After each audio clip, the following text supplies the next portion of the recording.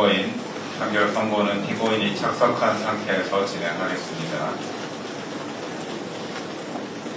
판결을 선고하겠습니다. 개별 공소사실의 인정 여부에 관해 보겠습니다. 국무위원 심의권 침해 관련 직권남용 권리행사 방해 범행 부분입니다. 피고인은 2024년 12월 3일 비상계엄을 선포한 행위와 관련하여 이 법원에 내란 우두머리 혐의로 공소가 제기되어 현재 재판 계속 중인데 피고인이 한 국무회의 소집 행위는 계엄 선포 행위 이전에 이루어진 것으로서 대한민국 헌법 및 관계 법령이 규정하는 계엄 선포에 필요한 사전 절차인 국무회의의 심의를 거치기 위한 것에 불과하므로 별건 내란 우두머리죄 공소사실 기재 행위의 실행에 착수 전 단계에서 행하여졌다고 보는 것이 타당합니다. 따라서 이 부분 공소제기는 이중기소에 해당하지 않습니다. 헌법과 계엄법 등 관계 법령의 문헌과 그 입법 취지 및 대통령의 권한 행사와 관련하여 국무회의의 심의가 갖는 제도적 의의 등을 종합적으로 고려하면 모든 국무위원은 국무회의의 구성원으로 국정을 심의할 권한을 가진다고 판단됩니다. 따라서 대통령이 국무회의를 소집하는 경우 국무위원 전원에게 소집 통지를 하여야 하고 일부 국무위원에게 소집 통지가 결여된 경우에는 해당 국무위원의 심의권이 침해되었다고 보아야 합니다. 피고인은 자신이 임의로 특정한 일부 국무위원들에게만 국무회의 소집 통지를 하였으므로 통지를 받지 못한 교육부 장관, 과학기술정보통신부 장관, 국가보훈부 장관, 문화체육관광부 장관, 환경부 장관, 고용노동부 장관, 해양수산부 장관 이상 7명의 국무위원들의 심의권을 침해하는 행위를 하였다고 판단됩니다. 피고인은 비상계엄의 밀행성과 신속성의 요청에 기인하여 국무위원들 전체에 대한 소집 통지를 하지 못한 것이므로 통상의 국무회의와 달리 계엄 선포와 관련하여 일부 국무위원에게 소집 통지를 하지 못한 것에는 정당한 사유가 있다고 주장하나 헌법과 관계 법령상 긴급한 경우에 그와 같이 소집 통지를 하지 않아도 무방하다는 취지의 예외 규정은 없습니다. 피고인이 주장하는 계엄 선포 사유, 즉 당시 야당이었던 더불어민주당의 다수의 고위공직자에 대한 탄핵 시도 내지 탄핵 소추안의 발의, 국가정보원의 선거관리위원회 시스템 점검 결과 등에 의하여 드러난 부정선거 의혹 해소, 국회의 2025년도 예산안 삭감에 따른 안보 공백 상황 초래 등을 고려하여 보더라도 피고인이 비상계엄 선포 이전에 국무위원 전원에 대한 소집 통지를 하지 못한 것을 정당화할 수 있을 정도로 긴급한 상황 하에 있었다고는 보기 어렵습니다. 피고인이 소집 통지를 한 국무위원과 그렇지 아니한 국무위원 사이에 계엄 선포의 보안 유지 필요성과 관련하여 의미 있는 합리적 차이가 존재한다고도 볼 수 없습니다. 피고인은 계엄 선포 당시 국회 통제 등 물리적 조치를 수반하지 아니한 채 단지 국민들에게 국가안보 위기 상황, 야당에 의한 국정와비 상황 등의 현황 및 심각성을 알리기 위한 목적에 이른바 메시지 계엄을 선포하려고 한 것이었다고도 주장하는데 피고인의 위와 같은 주장에 따르더라도 국무위원 전원에게 소집 통지를 하지 못할 정도로 긴급성과 밀행성이 요구되는 상황이 존재하였다고 보기 어렵습니다. 오히려 비상계엄과 같은 국가 긴급권을 행사할 경우 국가의 각 분야에 있어 비상 상황을 초래할 수 있고 다양한 분야에서 국민의 기본권을 침해할 소지가 있으므로 국가 긴급권 행사의 오남용에 따른 피해를 미연에 방지하기 위해 국정 각 분야의 보좌 및 심의를 담당하고 있는 국무위원 모두에게 국무회의의 소집을 통지할 필요성은 더욱 크다고 할 것입니다.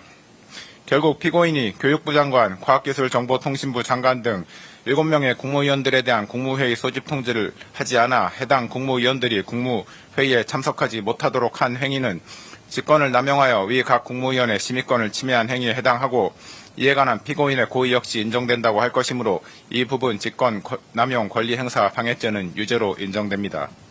다만 피고인이 이와 같이 국무위원 7명에 대하여 국무회의 소집 통지를 하지 않았던 것과 달리 기획부 재정부 장관, 농림축산식품부 장관, 보건복지부 장관, 중소벤처기업부 장관, 국토교통부 장관, 산업통상자원부 장관 이상 6명의 국무위원에게는 대통령실로 오도록 연락함으로써 소집 통지를 하였는데 그중 대통령실에 늦게 도착한 국토교통부 장관과 산업통상자원부 장관은 국무회의에 참석하지 못하였습니다.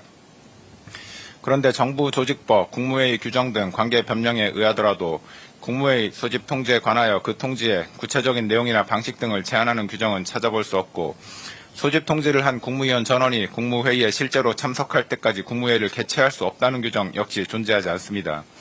따라서 대통령인 피고인이 국무회의의 안건인 비상겸의 선포가 가지는 긴급성과 보안성을 고려하여 국무위원들에게 국무회의 개최 여부나 안건에 관한 언급 없이 단지 대통령실로 오도록 하는 방식으로 소집 통지를 하였다거나 소집 통지를 한 국무위원들이 모두 도착하기도 전에 의사정족수에 해당하는 국무위원들이 출석한 즉시 국무회의를 개최하였다고 하더라도 미처 출석하지 못한 국무위원들에 대하여 그 심의권을 침해할 고의가 있었다거나 국무회의의 소집 및 개최와 관련하여 관계 법령을 위반하였다고 단정하기 어렵습니다.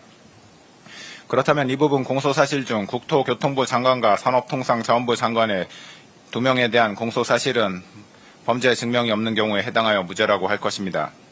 다만 이 무죄 부분 공소사실은 그와 상상적 경합 관계에 있는 교육부 장관, 과학기술부, 정보통신부 장관 등 7명의 국무위원에 대한 심의권 침해 관련 각 직권남용 권리 행사 방해죄를 유죄로 인정하는 이상 따로 주문해서 무죄를 선고할 것은 아닙니다. 사후부서 관련 허위 공문서 작성 및 행사, 대통령 기록물 관리에 관한 법률 위반, 공용 서류 손상 범행 부분입니다. 이 부분 공소사실에 기재된 강희구 대통령실 부속실장이 작성한 문서는 비상계엄 선포라는 제목 아래에 2024년 12월 3일 22시 00분 부로 비상계엄을 선포한다는 내용이 기재되어 있고 그 밑에 대통령의 서명, 작성일자 2024년 12월 3일 국무총리와 국방부 장관의 부서로 구성되어 있습니다. 문서의 기재 형식과 내용에 비추어 보면 이 문서는 작성 권한 있는 공무원인 피고인이 서명의 방식으로 결재함으로써 성립된 문서에 해당합니다. 또한 이 문서는 2024년 12월 3일 비상계엄 선포 전에 일부 국무위원들에게 배포되었던 부서문이 첨부되지 않은 비상계엄 선포문과는 별개의 독립된 역할과 성격을 가진 문서로서 비상계엄 선포문과 함께 계엄 선포와 관련하여 작성되는 문서에 해당한다고 판단됩니다. 이러한 문서의 기재 형식과 내용, 과거 비상계엄 선포와 관련하여 작성되었던 문서와의 형식적, 내용적 유사성, 관련자들의 진술 내용 등을 종합하여 보면 강희구 부속실장은 12.3 비상계엄이 헌법 제82조에서 정한 비상계엄 선포를 위한 절차적 요건을 갖추었다는 점을 증명하기 위하여 문서를 기한하였고 피고인 스스로도 이 문서가 비상계엄 선포에 관하여 국무총리와 관계 국무위원회 부서를 받은 문서라는 점을 인식하면서 문서에 서명하였다고 할 것이므로 위 문서는 피고인이 그 직무에 관하여 작성한 공문서라고 보는 것이 타당합니다. 그런데 이 문서는 실제로 2024년 12월 6일에 양식이 작성되어 12월 7일에 피고인의 서명이 이루어졌는데도 불구하고 그 내용은 마치 2024년 12월 3일 작성되어 대통령 및 관계 국무위원회 서명이 이루어진 것처럼 기재되어 있으므로 그 자체만으로도 이미 허위의 공문서에 해당합니다.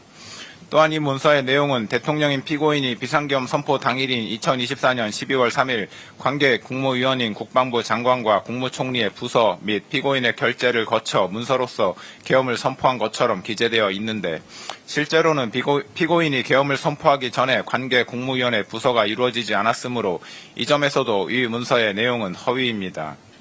피고인은 강희구 부속실장이 가져온 위 문서를 보고 서명을 하였고 서명 당시 문서에 기재된 작성 및 결재 일자와 실제 작성 및 결재 일자가 상이하다는 점 및 계엄 선포 전에 관계 국무위원회 부서가 이루어지지 않았는데도 불구하고 위 문서에 마치 계엄 선포 전에 국방부 장관과 국무총리의 부서가 이루어진 것처럼 기재되어 있다는 점을 명확히 인지하면서 문서에 서명하였으므로 허위 공문서 작성죄에 고의가 있었다고 충분히 인정됩니다.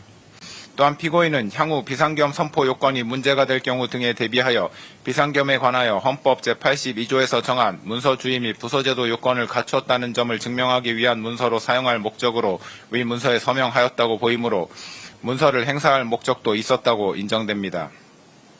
결국 피고인에 대한 허위 공문서 작성죄 공소사실은 유죄로 인정됩니다. 허위 작성 공문서 행사죄에 관하여 봅니다. 허위 작성 공문서 행사죄가 성립하기 위해서는 허위 공문서를 문서가 허위 작성되었다는 사정을 알지 못하는 사람들도 열람할 수 있게 하는 등 문서에 관한 공공의 신용을 위태롭게 하는 행위가 존재한다고 볼 수 있어야 합니다. 그런데 강희구 부속실장은 2024년 12월 7일 작성한 부서문서에 대한 서명이 완료된 후 이를 자신의 사무실 책상 서랍 안에 보관하였다가 한덕수 국무총리에게서 폐기 요청을 받고서 피고인에게 이를 보고한 후 2024년 12월 10일 폐기하였습니다. 강리구 부속실장은 그동안 이를 다른 사람에게 제시하거나 외부에 공고 내지 제출하는 등의 행위는 하지 않았던 것으로 보입니다. 이러한 사정만으로는 위 문서가 허위 작성되었다는 사정을 알지 못하는 다른 사람들이 해당 문서를 열람할 수 있는 상태에 있었다고는 볼 수 없으므로 문서에 관한 공공의 신용을 위태롭게 하는 행위가 존재하였다고 보기 어렵습니다. 따라서 이 부분 공소사실은 범죄의 증명이 없어 무죄라고 판단됩니다. 대통령 기록물 관리에 관한 법률 위반죄 및 공용서류 손상죄 부분입니다. 대통령 기록물 관리에 관한 법률 제2조 제1호는 대통령 기록물을 대통령의 직무수행과 관련하여 대통령 등의 기관이 생산, 접수하여 보유하고 있는 기록물이라고 정의하고 있습니다.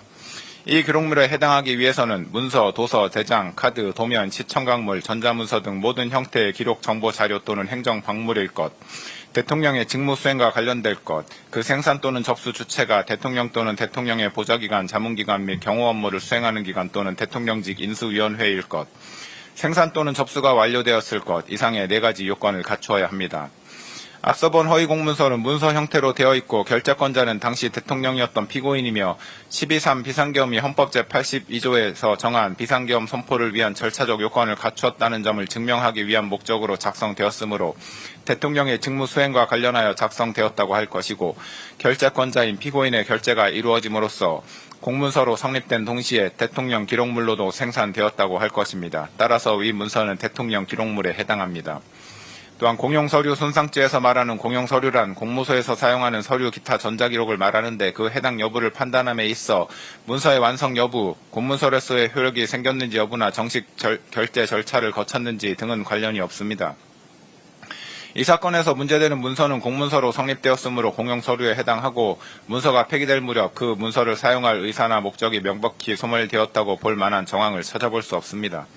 따라서 피고인이 한덕수 국무총리 및 강의구 부속실장과 공모하여 위 문서를 폐기한 행위는 대통령 기록물 관리에 관한 법률 위반죄 및 공용서류 손상죄에 해당한다고 판단됩니다. 이 부분 공소사실은 각 유죄로 인정됩니다.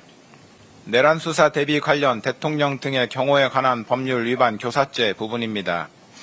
피고인은 경호처가 이미 제출한 비화폰 통화 목록과 비화폰은 위법하게 수집한 증거에 해당하여 증거 능력이 없다고 주장하므로 이에 관하여 봅니다. 비화폰과 비화폰 통화 목록은 일반인에게 알려지지 아니한 것으로서 그 내용이 누설되면 국가 안전 보장에 명백한 위험을 초래할 우려가 있다는 점에서 군사기밀보호법에서 정하는 군사기밀에 해당함은 분명하고 피고인이 사용한 비화폰과 피고인의 비화폰 통화 목록은 대통령이 업무와 관련하여 생산한 기록 정보, 자료 내지 물품이라고 볼 수 있으므로 대통령 기록물법에서 정하는 대통령 기록물에 해당합니다. 그런데 군사기밀보호법은 수사기관의 군사기밀에 대한 압수수색 검증 자체를 제한하고 있지는 않고 압수된 군사기밀의 사후 처리와 관련된 내용만을 정하고 있을 뿐입니다. 대통령 기록물법 역시 수사기관의 대통령 기록물에 대한 압수수색 검증 자체를 제한하고 있지 않으며 압수된 대통령 기록물의 사후 처리와 관련된 내용도 정하고 있지 않습니다. 그렇다면 수사기관이 적법하게 발부받은 법원의 압수수색 검증 영장에 따라 군사기밀과 대통령 기록물을 압수하는 것이 군사기밀보호법과 대통령 기록물법에 위반된다고 볼 수는 없습니다. 경찰청, 국가수사본부, 비상계엄특별수사단, 이하 경찰특수단이라 합니다. 은 2025년 4월 9일 서울 서부지방법원 판사에게서 적법하게 압수수색 검증 영장을 발부받아 경호처와 협의를 거친 후 경호처가 소유, 소지 또는 관리하는 비화폰 및 비화폰 통화 목록을 압수하였고 압수 이후 군사기밀보호법에서 정한 군사기밀의 사후관리 규정을 위반하였다는 사정도 보이지 아니하므로 경호처가 경찰 특수단에 이미 제출한 비화폰 및 비화폰 통화 목록은 위법하게 수집된 증거에 해당하지 않습니다. 김성훈 경호처 차장의 직권남용에 관하여 봅니다. 국방부는 2024년 12월 6일 곽종근 특수전 사령관, 이진우 수도방위 사령관, 여인영 방첩 사령관에 대하여 직무정지 처분을 하였는데 경호처장이 위 군사령관들에 대한 암호 자재 취급 인가를 해제하지는 않았으므로 군사령관들에 대한 암호 자재 취급 인가 자체는 여전히 유효하였다고 보입니다. 따라서 직무 정지된 군사령관들이 곧바로 경호처의 비화폰을 반납하지 아니하였다고 하여 그 자체가 보안사고에 해당한다고 해석할 수는 없습니다. 김성훈 차장은 피고인과 군사령관들에 대한 수사가 본격적으로 시작되자 비화폰이 수사기관에 압수될 경우 피고인과 군사령관들 사이의 통화 기록이 확인될 것을 염려한 나머지 보안사고에 해당한다고 하면서 김모 지원본부장에게 비화폰 내 통화 기록 삭제 및 수사기관이 비화폰을 열어보지 못하도록 하는 조치를 할 것을 지시하였습니다. 김성훈 차장의 이러한 지시는 내란 우두머리 혐의 등으로 수사를 받고 있던 피고인의 사적 이익을 추구할 목적에서 이루어졌고 더욱이 지원본부장으로부터 그러한 조치가 증거인멸에 해당할 수 있다는 점을 여러 차례 보고받았으면서도 보안 조치를 종용하였는데 이는 수사기관의 적법한 수사 활동을 방해하는 것입니다. 따라서 김성훈 차장은 국가공무원으로서 업무를 수행함에 있어 법령을 준수하여야 할 의무를 위반하였다고 판단됩니다. 김성훈 차장의 지시에도 불구하고 지원본부장은 비화폰에 저장된 통화 기록을 삭제하거나 원격 로그아웃 조치를 하지 아니하여 수사기관이 비화폰을 열어보지 못하게 하는 등 구체적인 권리 행사 방해의 결과가 발생하지는 않았습니다. 그러나 구체적인 권리 행사 방해의 결과가 발생하지 않았다고 하더라도 대통령 경호법상 직권남용죄는 성립합니다. 피고인은 2024년 12월 7일 김성훈 차장에게 전화하여 비화폰에 대한 조치를 지시하였는데 피고인의 지시는 피고인과 군사령관들에 대한 수사에 대비하기 위한 것으로 이해되고 김성훈 차장으로부터 증거인멸의 우려가 있다는 취지의 보고를 받았는데도 비화폰에 대한 조치를 재차 지시하였습니다.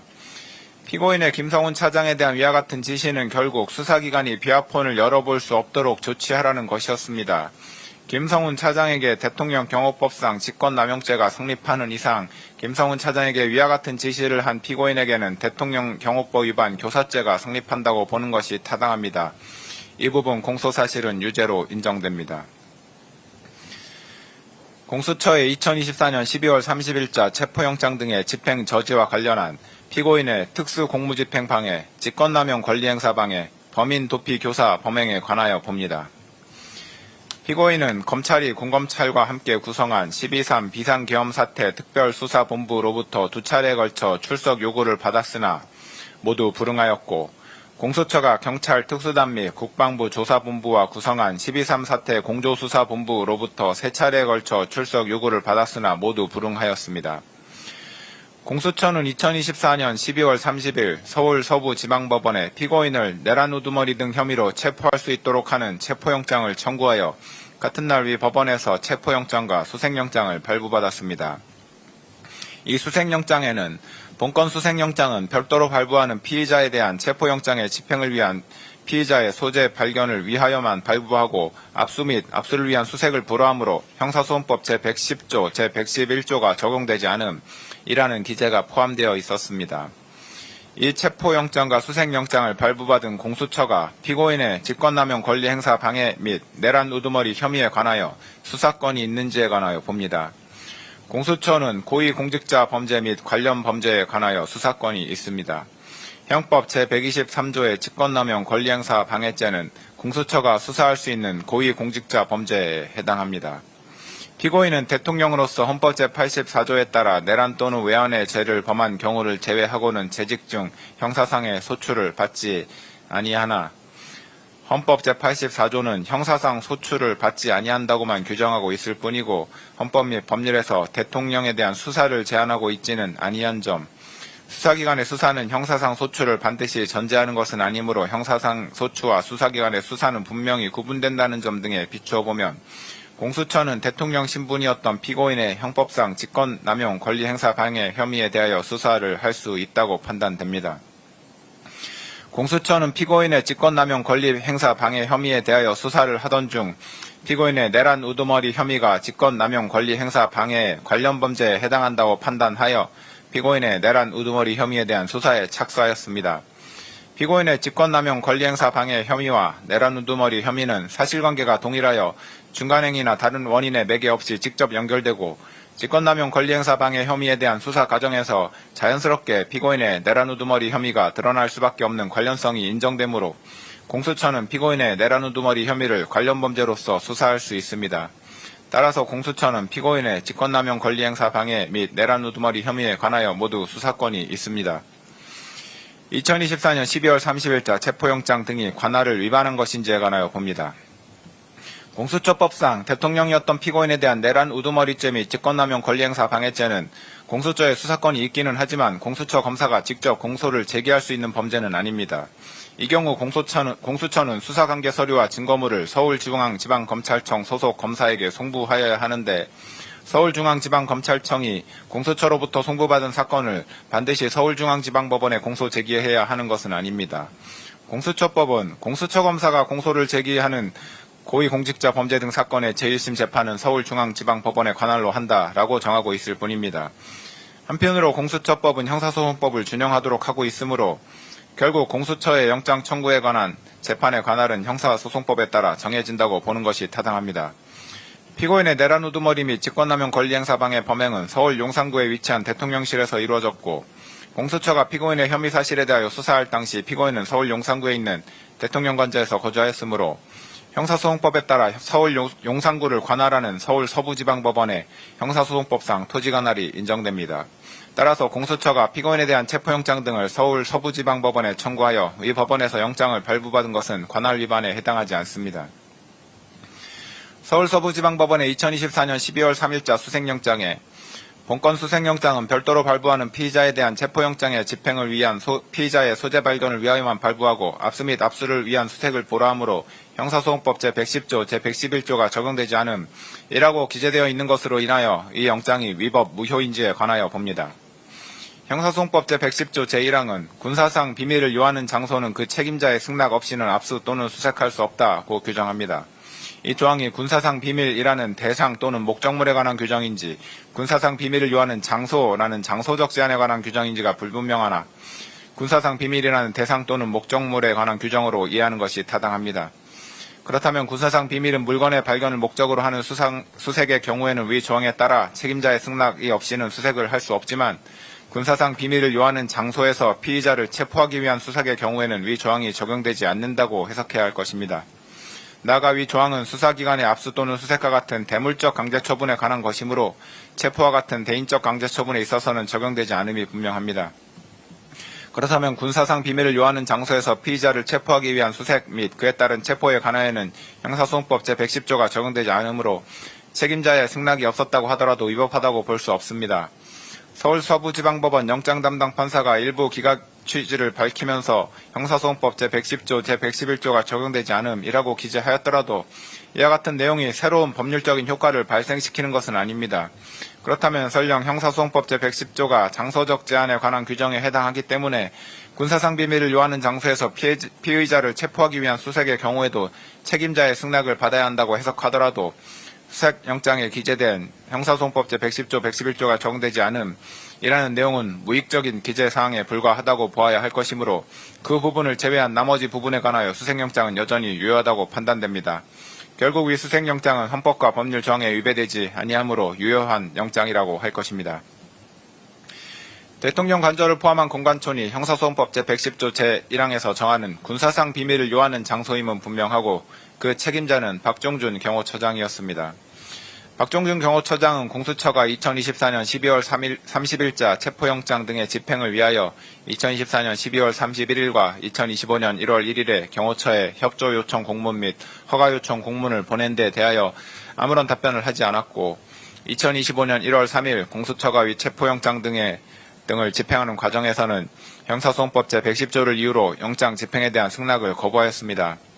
그런데 군사상 비밀을 요하는 장소에서 피의자를 체포하기 위한 수색 및 그에 따른 체포에 관해서는 형사소송법 제110조가 적용되지 않으므로 책임자의 승낙이 없다고 하더라도 체포영장 집행을 위한 수색 및 체포가 위법하다고 볼 수 없습니다.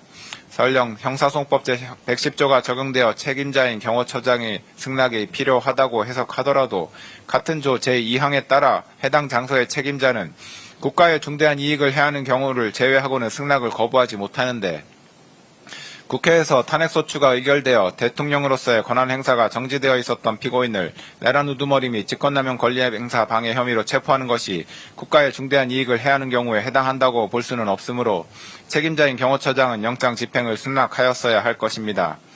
따라서 경호처장의 수색영장 집행 승낙 거부는 형사소송법 제110조 제2항을 위반한 것으로 그 효력이 없다고 보아야 하므로 어떻게 보더라도 공수처가 경호처장의 승낙 없이 2024년 12월 30일자 체포영장 등의 집행에 나아간 것은 적법합니다.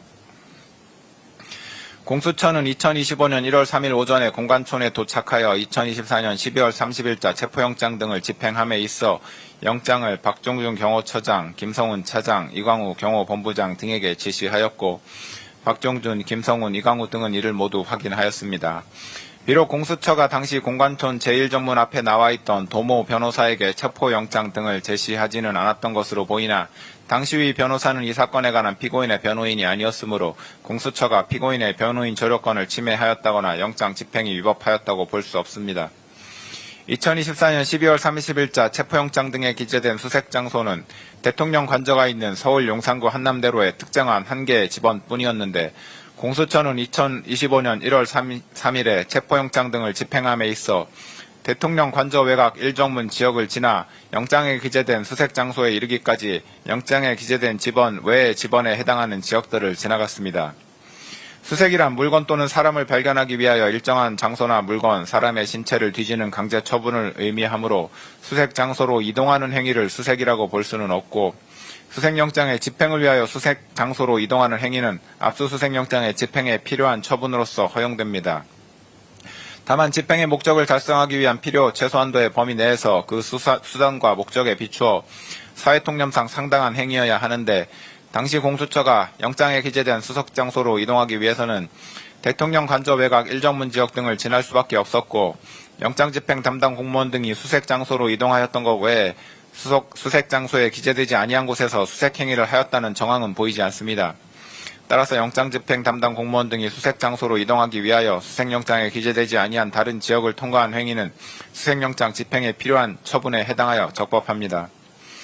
2024년 12월 30일자 체포영장 등을 집행하는 과정에서 영장집행 담당 공무원 등은 공관촌 내에서 사진 또는 동영상을 촬영하여 체증을 하였습니다. 공관촌이 군사기지 및 군사시설보호법에서 정하고 있는 군사기지 또는 군사시설에 해당함은 분명합니다. 그런데 대통령 관저의 주둔지 부대장인 제55 경비단장은 수사기관에서 영장집행 담당 공무원 등의 출입을 허가하였다고 진술하였습니다. 또한 군사기지법에 따르면 군사기지 또는 군사시설의 촬영은 허용되지 않지만 관련 법조문 해석상 수사기관이 수색영장의 집행에 필요한 처분으로서 촬영을 하는 것이 전면 금지된다고 볼 수는 없고 목적 달성의 필요 최소한의 범위 내에서 허용된다고 보입니다.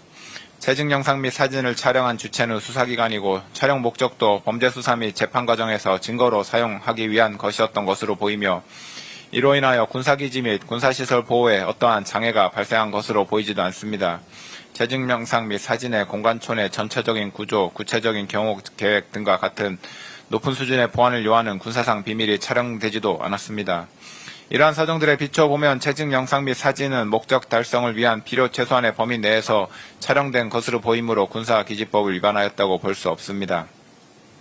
결국 영장집행 담당 공무원 등의 2024년 12월 30일자 체포영장 등 집행은 적법하였고 이 과정에서 촬영되고 이후 편집된 체증 자료 및 이러한 체증 자료를 제시하고 관련자들을 신문한 결과를 기재한 진술조서 등은 모두 적법하게 수집한 증거로 판단됩니다. 2024년 12월 30일자 체포영장 집행 전에 박종준 경호처장은 김성훈 차장, 경호처 각 본부장, 경찰관리관, 군사관리관 등과 함께 간부회의를 하면서 체포영장 등의 집행에 응할 수 없다는 방침을 밝혔고 김성훈 차장, 이광우 경호본부장 등과 함께 관저지역 침투에 대비하여 1, 2, 3차에 걸쳐 차벽을 설치한다는 내용의 차벽 설치 계획을 수립하고 차벽을 설치하였으며 제55 경비단, 제33 군사경찰 경호대 병력을 동원하라는 지시를 하였습니다. 이후 2025년 1월 3일 오전에 공수처에서 2024년 12월 30일자 체포영장 등을 집행하기 위해 공관촌 1정문에 도착한 후 1정문을 밀어서 공관촌 내부로 진입하자 박종준 경호처장은 김성훈 차장과 이광우 경호본부장에게 영장집행 담당 공무원 등의 공관촌 내 진입을 차단하라고 지시하였습니다. 박종준 경호처장 등의 지시에 따라 경호처 소속 공무원들은 차벽 설치 계획에 따라 마련된 1차, 2차, 3차 저지선에서 영장집행 담당 공무원 등에게 유영력을 행사하며 영장집행을 저지하였습니다. 결국 그날 영장 집행에 나아갔던 공수처 검사들과 담당 공무원 등은 영장 집행을 중단하고 복귀하였습니다.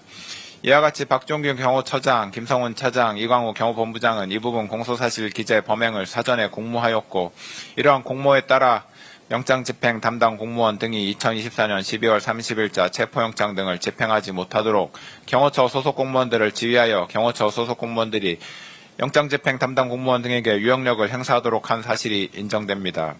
그리하여 박종준 경호처장, 김성훈 차장, 이광우 경호본부장은 공수처의 2024년 12월 30일자 체포영장 등의 집행을 방해하고 직권을 남용하여 경호처 소속 공무원들에게 의무 없는 일을 하게 하였으며 벌금형 이상의 범죄를 저지른 피고인을 도피하도록 한 것으로 판단됩니다.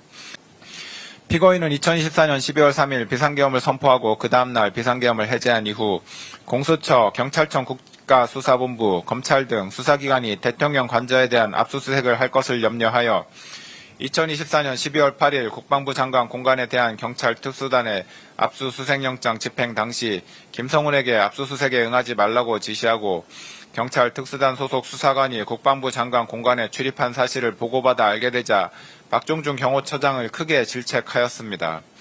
피고인은 비상계엄 해제 이후부터 줄곧 자신에 대한 수사기관의 수사에 불만을 가지면서 수사에 협조할 의사가 없음을 박종준 경호처장, 김성훈 차장 등에게 여러 차례 밝혔고, 이러한 피고인의 입장은 공수처의 2024년 12월 30일자 영장 집행 당시에도 유지되었습니다. 박종준 처장과 김성훈 차장은 이와 같은 피고인의 언급을 체포영장 등에 대한 불응지시로 받아들였고 체포영장 집행에 대비하여 차벽 설치, 인력 동원 등 구체적인 계획을 수립하였습니다.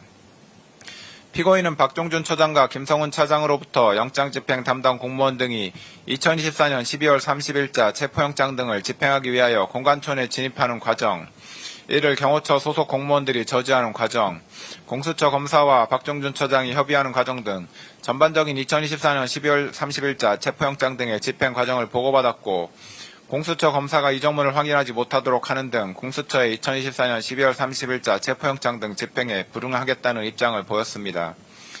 피고인이 2014년 12월 12일부터 국회 탄핵소추 의결로 인하여 권한 행사가 정지되었기 때문에 그때부터 2025년 1월 3일까지 대통령으로서 직무 권한을 가지지 못하였음은 분명하나, 이 부분 공소사실은 피고인이 박종준 경호처장, 김성훈 차장, 이광우 경호본부장과 공모하여 그들의 직권을 남용하여 경호처 소속 공무원으로 하여금 의무 없는 일을 하게 하였다는 것이고, 형법 제33조 본문에 따라 신분범의 경우 비신분자와 공범이 될 수 있으므로 피고인에 대해서 직권남용 권리행사 방해죄, 공모, 공동, 정범이 충분히 성립합니다. 따라서 피고인에 대한 이 부분 특수공무집행 방해죄, 직권남용 권리행사 방해죄, 범인도피 교사죄의 공소사실은 모두 유죄로 인정됩니다. 2025년 1월 7일자 체포영장 등의 집행과 관련한 피고인의 직권남용 권리행사 방해 범행에 관하여 봅니다. 공수처는 2024년 12월 30일자 체포영장 등의 유효기간이 만료되자 2025년 1월 6일 서울 서부지방법원에 피고인에 대한 체포 및 수색영장을 다시 청구하여 1월 7일에 이를 발부받았습니다. 이후 공수처는 2025년 1월 15일에 이 체포영장 등을 집행하였습니다. 2025년 1월 7일자 체포영장 등을 집행하는 과정에서도 영장집행 담당 공무원 등은 사진 또는 동영상을 촬영하여 체증을 하였는데, 앞서 본 바와 같은 이유로 이러한 체증 영상 및 이를 제시하고 관련자들을 신문한 결과를 기재한 진술조서 등도 위법하게 수집된 증거에 해당하지 않습니다. 공수처는 2025년 1월 7일자 체포영장을 집행함에 있어서 당시 박종준 경호처장의 사직으로 인하여 경호처장 직무 대리로서 책임자의 지위에 있었던 김성훈 차장의 영장 집행에 관한 승낙을 받지 아니하였고, 영장 집행을 위하여 영장에 기재된 수색장소 이외의 지역들을 통과하였는데, 앞서 본 바와 같은 이유로 이러한 사정들로 인하여 영장 집행이 위법하였다고 볼 수는 없습니다.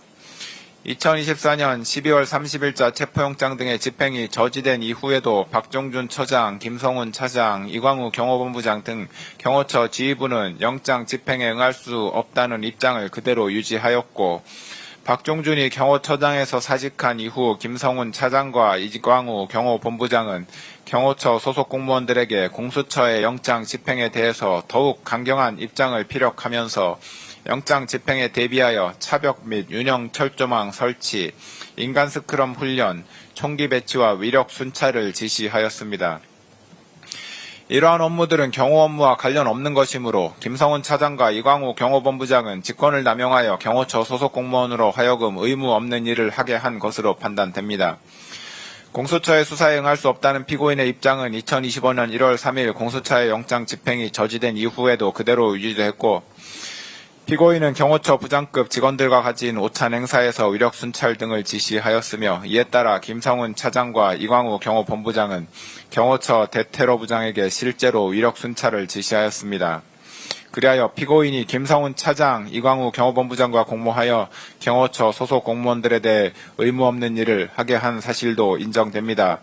이 부분 피고인에 대한 직권 남용 권리 행사 방해 공소 사실도 유죄로 인정됩니다.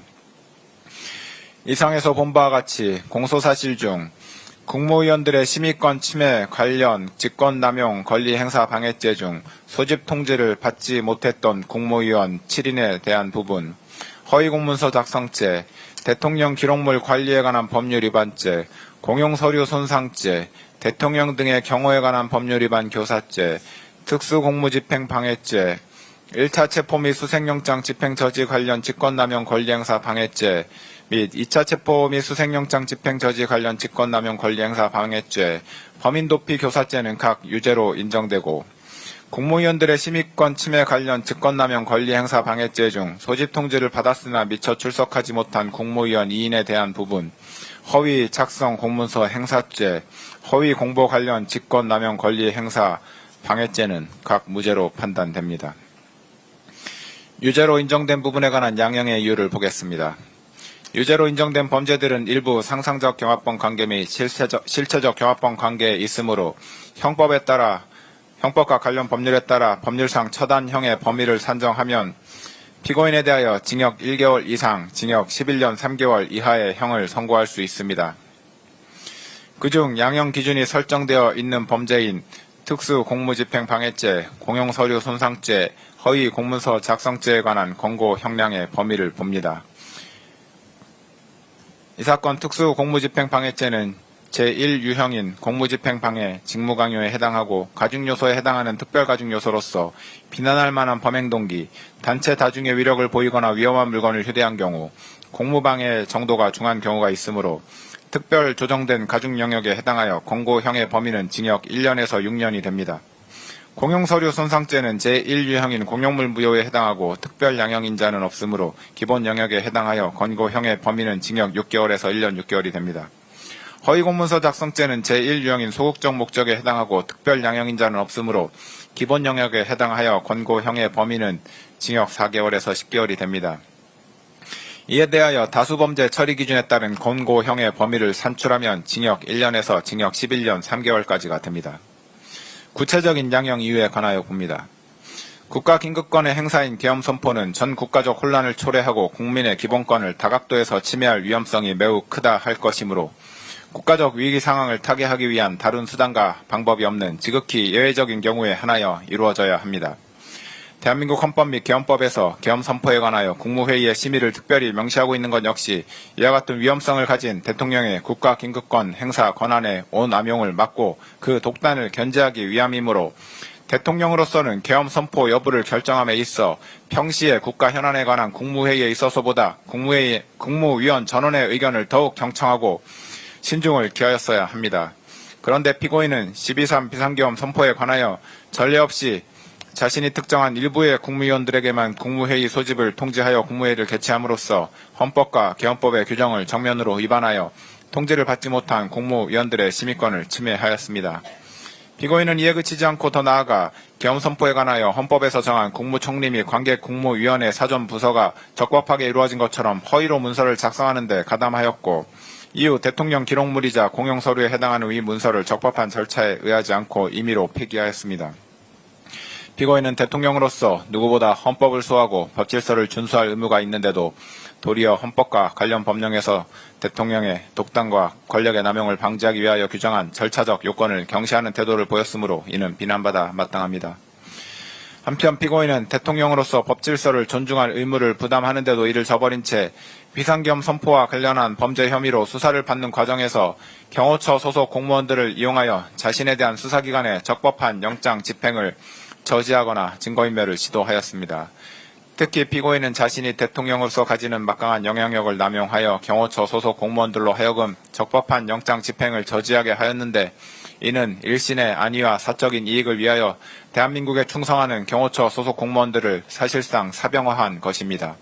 이와 같은 공무집행 방해 범행은 정당한 공권력 행사를 무력화시키고 국가의 법질서 기능을 저해하는 중대한 범죄에 해당하는 점, 피고인이 범행에 이르게 된 경위, 구체적인 범행 내용 등에 비춰보면 피고인의 죄질이 매우 좋지 아니합니다. 그런데도 피고인은 이 사건 범행에 관하여 납득하기 어려운 변명으로 일관하면서 자신의 잘못을 반성하는 태도를 전혀 보이고 있지 아니합니다. 이와 같은 점들에다가 당시 대통령이었던 피고인의 이 사건 범행으로 인하여 훼손된 법치주의를 바로 세울 필요성이 있는 점 등을 더하여 볼 때 피고인에게는 그 죄책에 상응하는 엄중한 처벌이 필요합니다. 다만 허위 공문서 작성, 대통령 기록물 관리에 관한 법률 위반 및 공용서류 손상 범행의 경우 피고인이 적극적으로 범행을 주도하거나 확정적인 계획하에 범행하였다고는 보기 어려운 점, 형사처벌을 받은 전력이 없는 초범인 점 등을 피고인에게 유리한 정상으로 참작하고 그 밖에 피고인의 나이, 성행, 환경, 범행의 동기와 경위, 수단과 결과, 범행 후의 정황 등 이 사건 기록과 변론에 나타난 양형의 조건이 되는 여러 사정들을 종합하여 형을 정하기로 합니다. 이상의 이유로 다음과 같이 판결을 선고합니다. 피고인 일어서십시오. 주문. 피고인을 징역 5년에 처한다. 이 사건 공소사실 중 허위 작성 공문서 행사의 점 및 허위 공보 관련 직권남용 권리 행사 방해의 점은 각 무죄. 피고인은 이 판결에 불복이 있으면 오늘부터 7일 이내에 이 법원에 항소장을 제출하여 항소할 수 있습니다. 이상으로 판결 선고를 마쳤습니다. 피고인은 퇴정하십시오.